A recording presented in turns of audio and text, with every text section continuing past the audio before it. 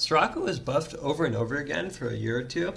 but the Alistar Rel Thresh meta was just terrible for enchanters in general, and especially terrible for Soraka. So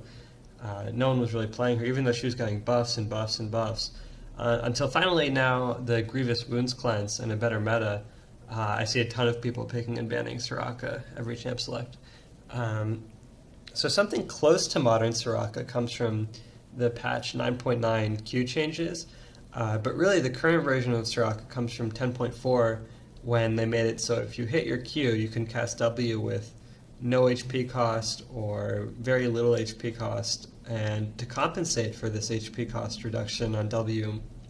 they nerfed the Q mana cost and move speed and heal, but I guess Soraka just sucked or something, or was terrible in the meta at that point, because since then Soraka has just been buffed and buffed and buffed between 10.4 and 11.17,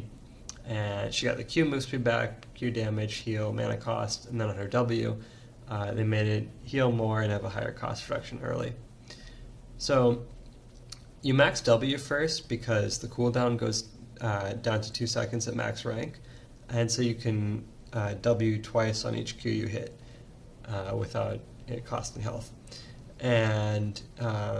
in lane, if you walk up and try to max range Q, it's very obvious that you're going to walk up and throw the Q, so they'll just dodge it. So instead, just walk up and sort of wait for them to try and walk up themselves to CS or trade or something, and then you Q. So if you auto them, for example, it puts the pressure on them, just stop juking, and it means they're closer so you can hit your Q.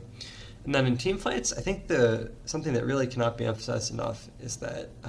the risk of walking up is losing your health, and there's very little reward to walking up on Soraka.